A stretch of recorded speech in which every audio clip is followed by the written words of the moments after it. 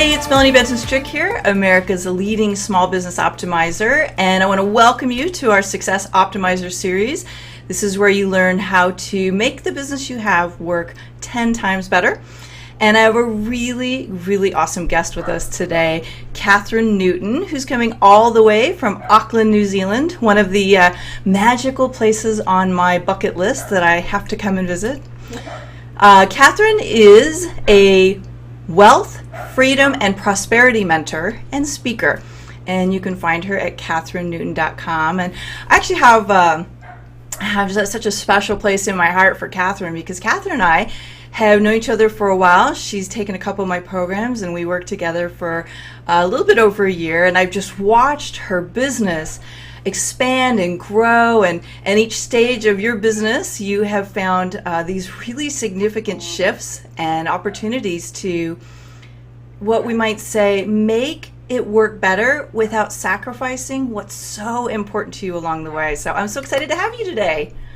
Yay! Well, thank you, Melanie. It's an absolute pleasure to be here. And yes, you're right. I have done a number of your courses, and I give you full credit in so many aspects of you being a huge part of this journey. And I can't wait to share with your listeners a few of the experiences that I've had, and to help other people to build on their successes in their business based on what we've explored and what you've helped me with, and what I've learned along the way that helps people to create more wealth, prosperity, and freedom in their business. Yeah, and I think the inner game is just as important as the external strategies and the way we optimize our performance as an entrepreneur. So this is a really great place for us to dig in today. And we talk about mindset, and we talked about you started training with me and taking some of my programs. As a matter of fact, you went through one of the very first Build Your Dream Team programs. Yes. One thing I know is that you have to make a decision at a certain point to grow your business, to make it happen, right? And if I remember the story correctly, the very first time that you took one of my trainings, you were still deciding, and you were still in the phase of actually building your business. Is that right? I was. Yeah. I was. So what was the catalyst for you to decide to create this business? I was so drawn to the message that you had. And I acquired your work through listening to an audio of a stage that you spoke on, and I purchased this particular material, and you were one of the bonuses. And so I learned a really good lesson there: is speak on other people's stages and take that audio and then send it out to your list, because that was how I got introduced to you, and I loved the message. And so therefore, what was a really key part of that, Melanie, was the fact that because I loved your message, I felt like I already knew you, liked you, and trusted you, so that when you put an offering out there, even though, like you say, even though I wasn't really ready for it, because we're talking about 5 years ago now, and that was just when I was literally launching my business and getting off the ground, and there was no way I was really ready for a team. But taking your course really helped me to learn so many of the fundamentals. And an interesting piece that I've taken with me right from the very beginning through until now is the lifestyle vision exercise that you had us do. And you do this with you reinforce this with a lot of the teachings that you've led us through. And that lifestyle vision statement has become my lifeblood in my business. And what I did was, as a result of taking that particular course around building your team, which I didn't have at that time, very, very ambitious, me, No, not you. You're not ambitious. Yeah, and by doing the lifestyle vision statement, what happened was that it all became a catalyst for the growth of my business.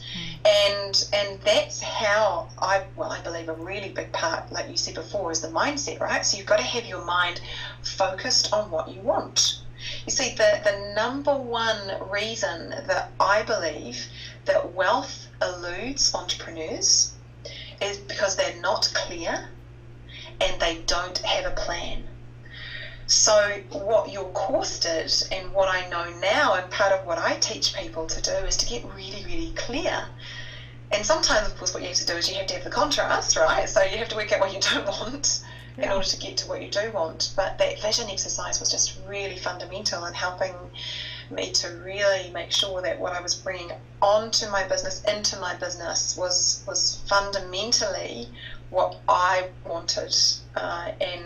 And of course, a key part of that was around the team. And I think that tie between the vision of what we want our life and our lifestyle to be is so pivotal to really creating the right team. And I know we'll talk more about that as we go along, but let's talk a little bit more about you first. I want to set the stage and have everybody really understand like why this mindset piece is so important. And I like to look at it as there's a problem that is out there in the world that you're really good at solving. And by the way, I think this is one of the keys to optimizing your business is knowing what's this problem that you solve and making everything revolve around that. I know we did a lot of work on that. So what would you say is that problem that you solve, and how do you solve it? Oh, good question. Okay, so one of the problems that I help people solve is around the limitations that are holding them back, and specifically around their financial limitations and around their relationship with money. Because after all, if they're not having a clear and focused relationship with money, then how can they get out there and ask for the sale? How can they get out there and put their prices up and offer packages and stand on stage and speak and put an offer together at the end? And really stand in the truth of what they're here to do. So many people get stuck, Melanie, in that whole fear around, well, if I'm asking someone for the sale, then I'm taking money from them. And a big shift in the mindset is that when you realize that actually what you're doing is you're offering a benefit, you're being of service. And that's what us heart-centered entrepreneurs love to do, right? We love to be of service. So helping you overcome your financial limitations, where you're sabotaging yourself and where you're getting in your own way, and then helping you to get really strategic and to create a plan to make sure that what you're doing is you are along the way, not only are you putting in some of the really tangible, practical systems in your business, but you are being in alignment with yourself and with your soul.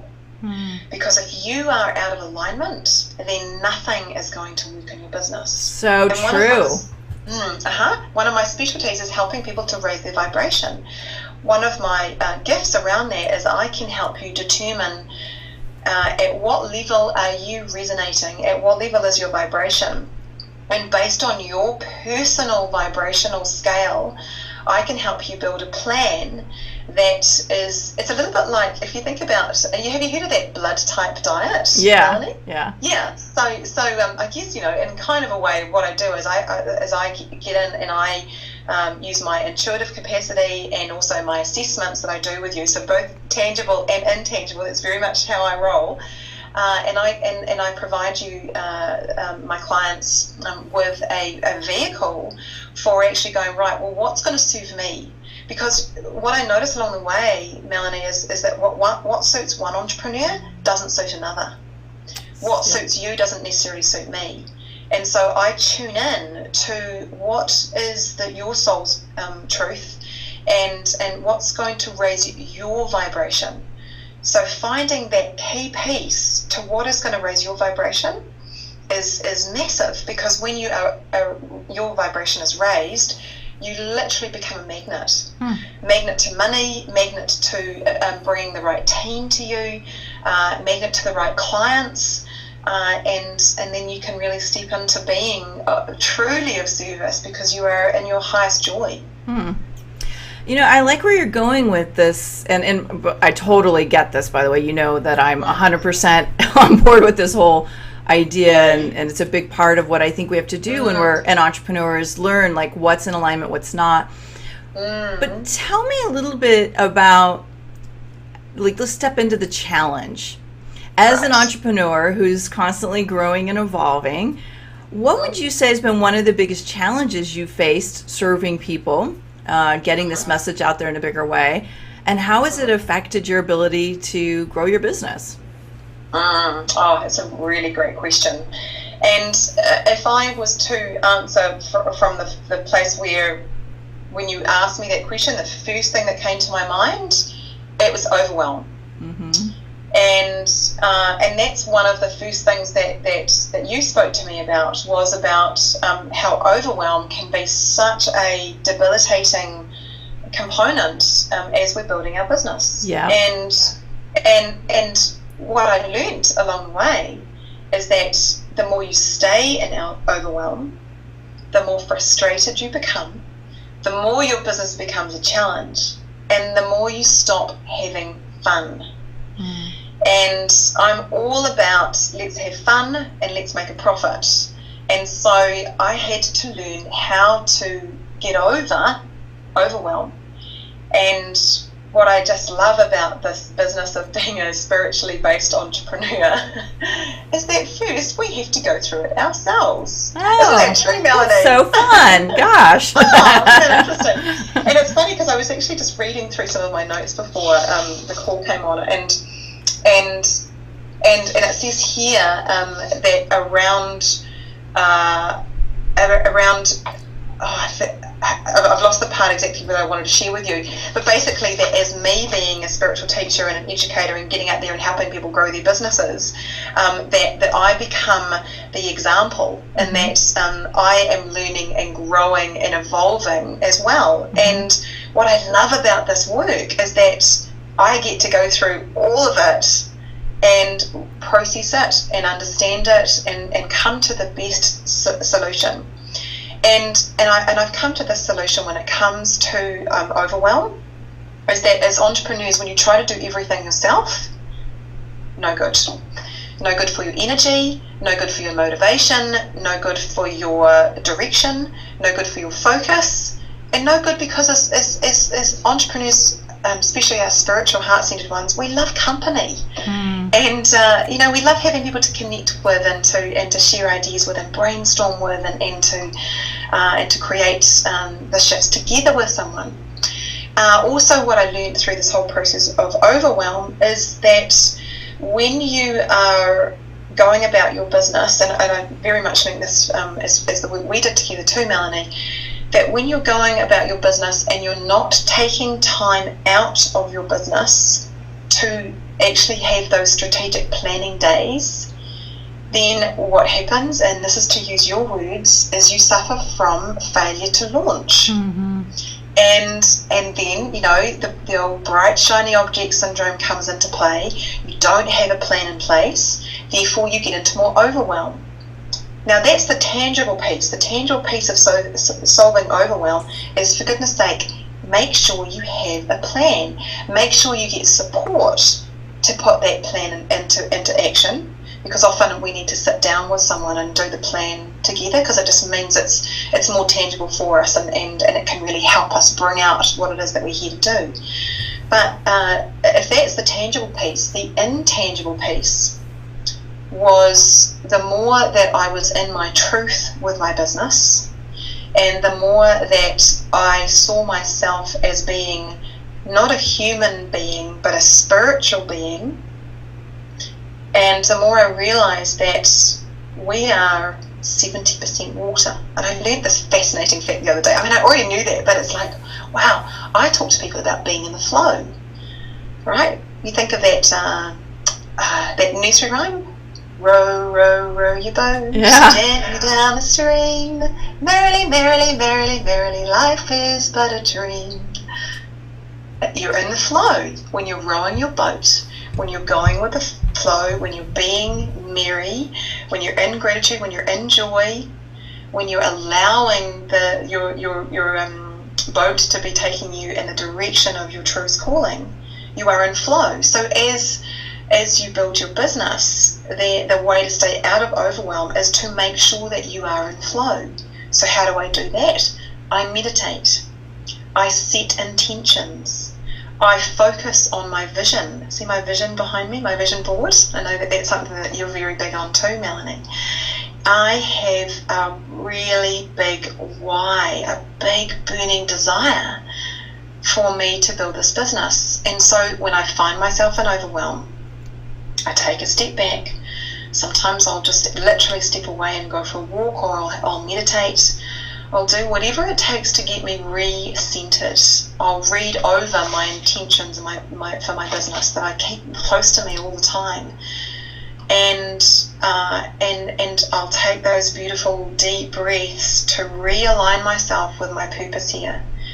Because if I am in overwhelm, I'm not in my truth. Because overwhelm is something that is an outcome, but it's not who I am.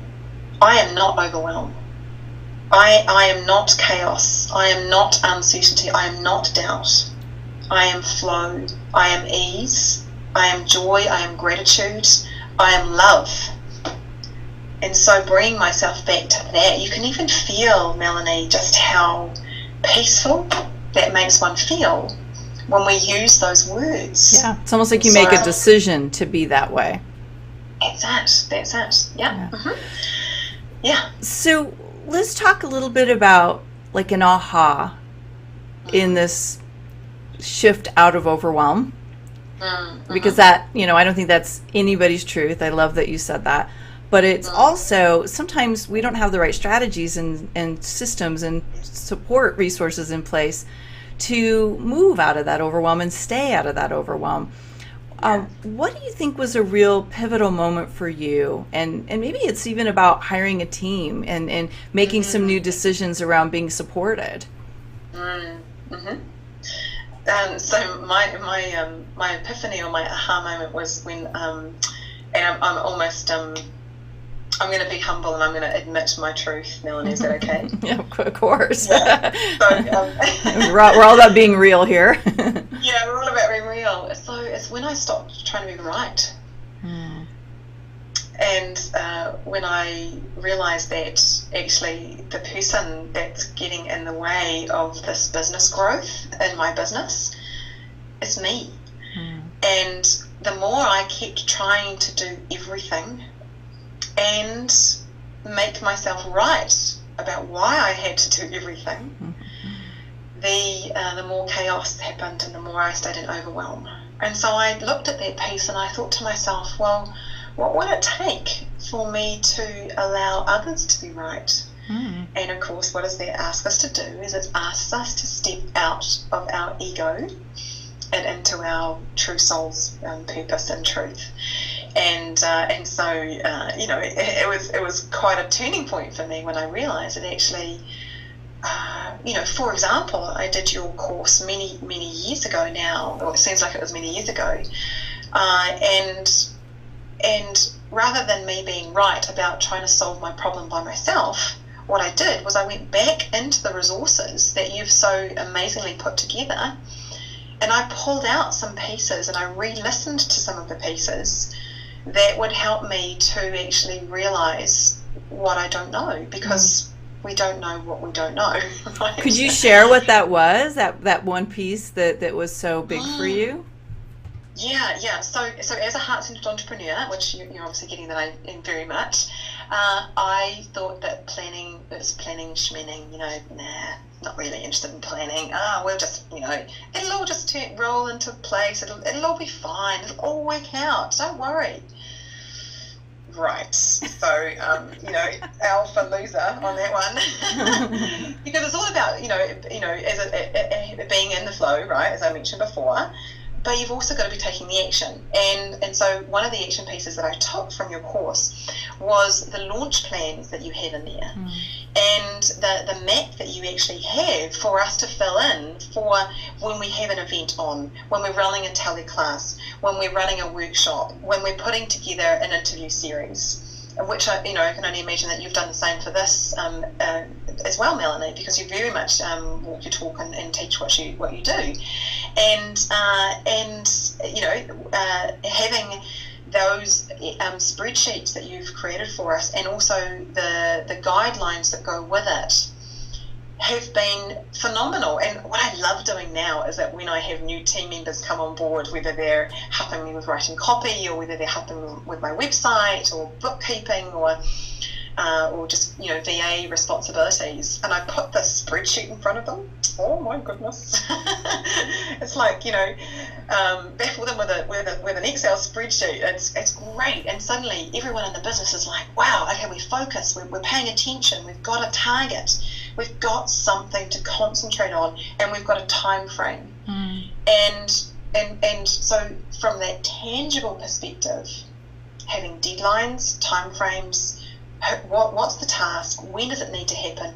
Who needs to be responsible for it? The whole testing and measuring that you talk about within running a team as well, and running projects was just gold for me. But first, Melanie, I had to stop being right about what I was trying to be right about, which was like, I'll put on a workshop. I might put on a workshop.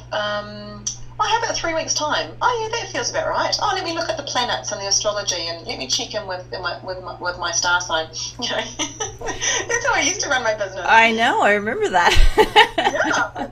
Well, and there's a couple of things you're saying though that I think are so important, and one is you can operate that way, but it requires a huge amount of effort for minimal results.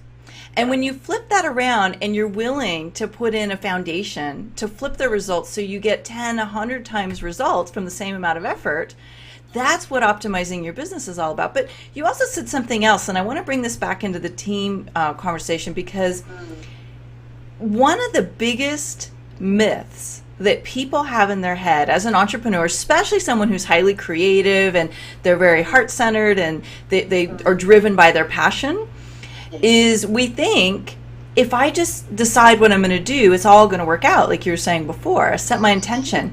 But when you're operating with a team, what happens is that if you've done a good job of hiring the right people, and you've got the right people in the right roles, they don't operate in the moment. They need a plan. They need to they've got things they're working out, and if they're really taking ownership and they've got their own plan of action in place, you throw something in at the last minute and they've got a monkey wrench. And this is how we burn people out. This is how we lose great people. This is how we get frustrated with the team we have, thinking they're not performing, but really what it is, we're constantly changing directions on them and they can't gain traction. So I'm really glad you brought that up, because I think a lot of people don't understand that. Yeah. So I love having my guests share an attitude shifter. And I truly believe that our attitude dictates our altitude. That where we focus, but we have bad days, we have stuff happen, we get confronted by things that aren't where we want them to be. It's really easy to dig ourselves a hole or spiral into a black space. Like, what's your favorite mantra, or maybe a bit of coaching advice you got somewhere along the line, something that really shifts you out of that not so good place and gets you back on track quickly? Yeah, I think that you're quite right to ask that, because having that mantra or that affirmation that brings you back into center, and then having that piece that you can work with is really important. And for me, my mantra is really simple, and it's actually on the wall behind me just here. And that is that I'm open to the possibilities. I'm open to the possibilities. So even if I'm overwhelmed, I'm open to the possibilities. Even if I've got a really busy day, I'm open to the possibility that it's all going to work out just fine. Even if I haven't met my quota for the month, I'm open to the possibility that I will. So what I'm doing is I'm acknowledging what's not working, but remaining open to the possibilities, because what that does is that keeps me in flow as opposed to in constriction. It allows the expansion of all possibilities, and coupled with that is, let's say, for example, that my target, my financial target for my business is I want to bring in $25,000 in the next month. So let's say that that's my target. And rather than allowing my brain to freeze and to get into that place of overwhelm and to start talking about, all the reasons why reaching $25,000 is outrageous and it's not possible, what I do is I take myself into a cafe or a quiet place, never in my office, because there's bright shiny objects for Africa in my office, which I have to remove myself from because I've learned that from you, Melanie. So I take myself out of my office and I will literally write out the question, and the question is what's possible for me to be able to generate $25,000 this month. Where are my opportunities? How can I reach this target? And for 2 hours of uninterrupted writing, brainstorming, and mapping, all I will do is answer that one question. And answering that one question in a consolidated and focused manner just is so powerful. And I think the magic behind it is I am open to the miracle that awaits around the possibility of what I've just created here. 2, it gets me to focus. And with me being a law of attraction practitioner, I deeply, deeply understand that what you focus on expands. And what I'm doing in that 2-hour process is I am setting some really fundamental intentions. And by setting those intentions and being in the question and being open to the possibility, I end up with a plan. And from that plan, I have absolutely no shadow of a doubt that this is possible. And it's like I come out of that 2-hour cafe session empowered, driven, motivated, action focused, and ready to literally achieve my miracles. I love that. So that's really helpful. Yeah. I love that. So I was listening to you and I was just getting this thought. I'm wondering, because to be able to do that kind of stuff, we have to have people that are handling other areas of our business. Yeah. What are like 2 or 3 of your favorite and most liberating activities that you've been able to get off your plate that really freed you up, and maybe they surprised you a little bit, like you didn't realize how powerful it was going to be, but when you got them off your plate, it was like, the heavens part, the sun comes out, the rain goes away. Yes. Oh yes, yeah. Okay, so I believe that and within our business is that we must first of all learn to perfect the art of selling, right? So we must first learn how to sell ourselves and sell within our business. But the freeing part around that for me was that once I learned that I could sell, then it was okay for me to hand it over to someone who loves to sell, right? I love to coach and lead workshops and do trainings and educate people and empower people and motivate people. But what my salesperson does is she loves to connect people and to make a sale. She loves getting on the phone. She loves having those face-to-face conversations. So that was entirely freeing. The second part of that was freeing was the process between the selling and the sale happening.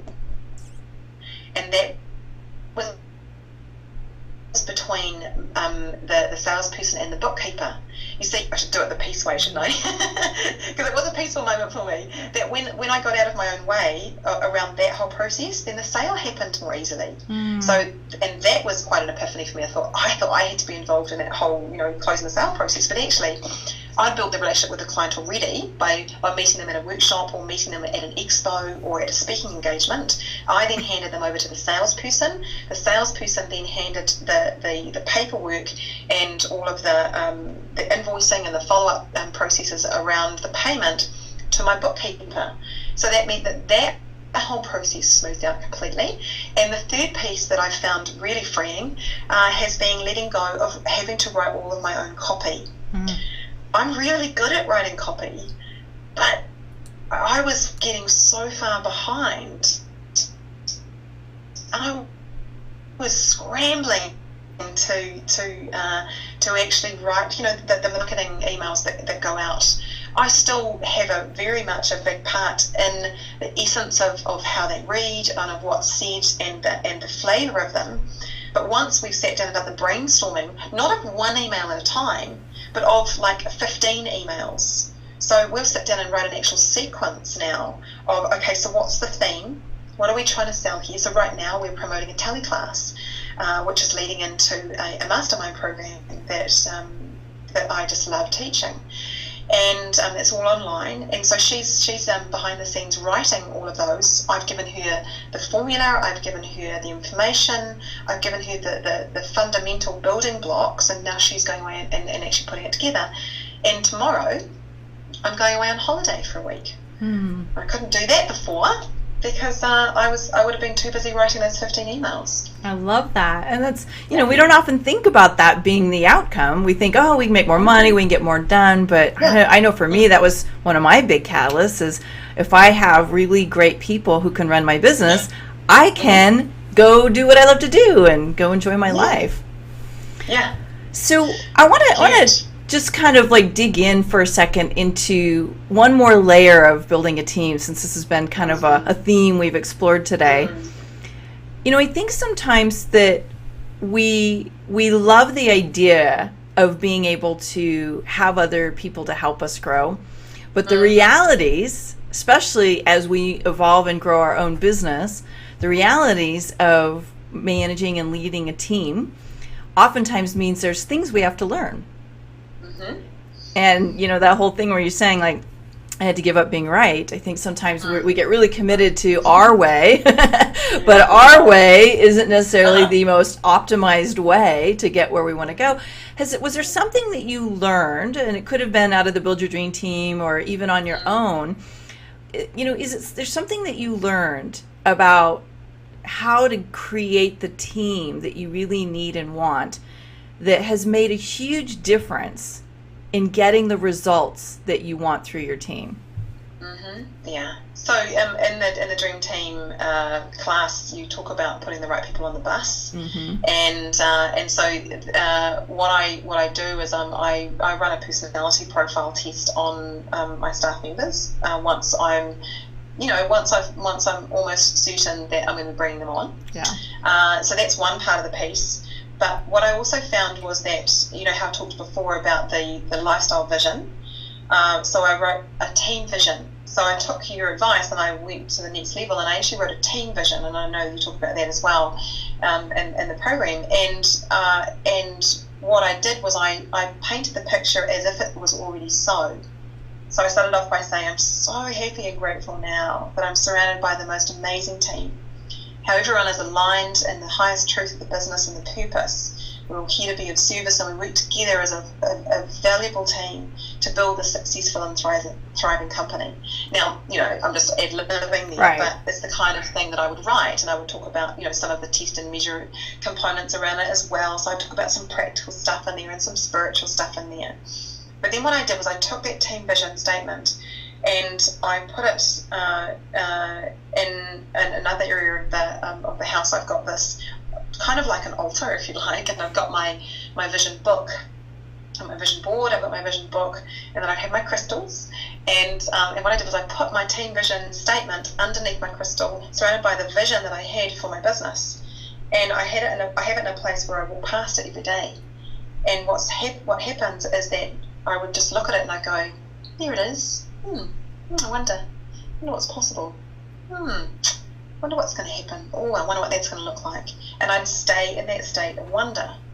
Because what I found is that when I tried a different method, which was I have to have someone, they have to show up, I need someone by 2 weeks' time, and look, I just need a pair of hands, for goodness sake, just get me a pair of hands.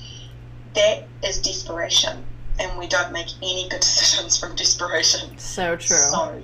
So true, right? So what do we need to do is we need to relax around it. And the more that you can be in that state of trusting and having faith that the right person will show up at the right time, the more you become a magnet for it.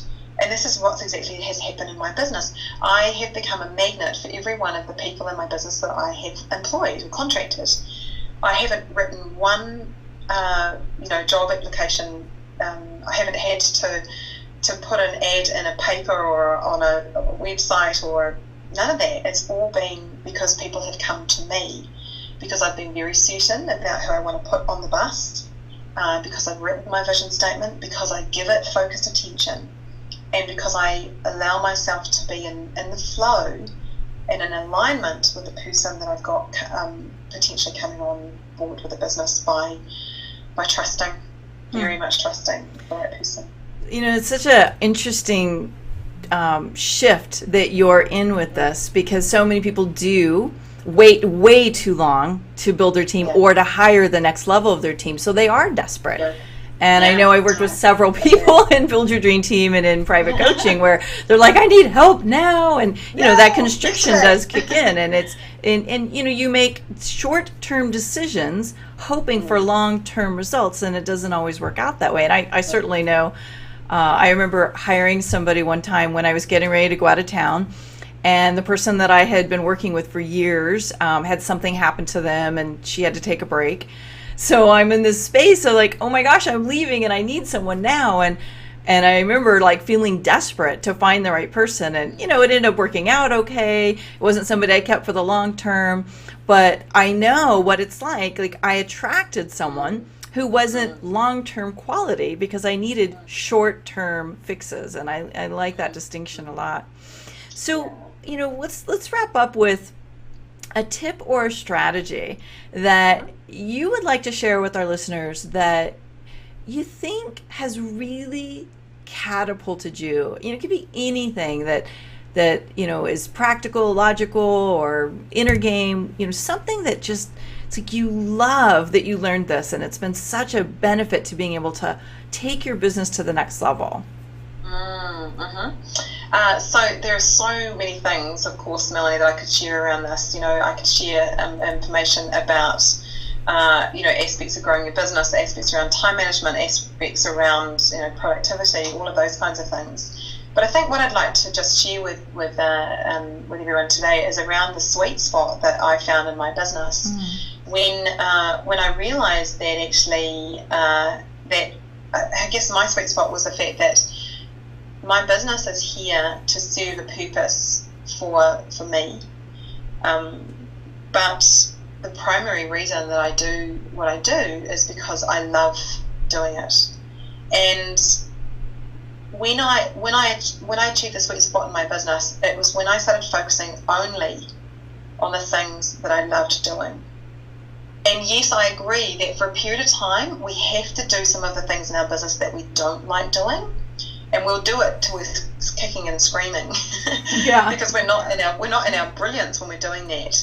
But the sweet spot will come in anyone's business when you let go of the tasks that don't fulfill you, when you let go of the need to be right about having to do those tasks, and when you allow yourself to be focusing primarily on the things that are your genius. And I know you use that term as well, Melanie. Yes. Staying in your genius. You see, our businesses are literally a path of awakening, not just for our clients, but also for ourselves. And so it's like we continuously need to be asking ourselves the question, is this for my highest truth? Is this serving a need? Is this where I'm meant to be?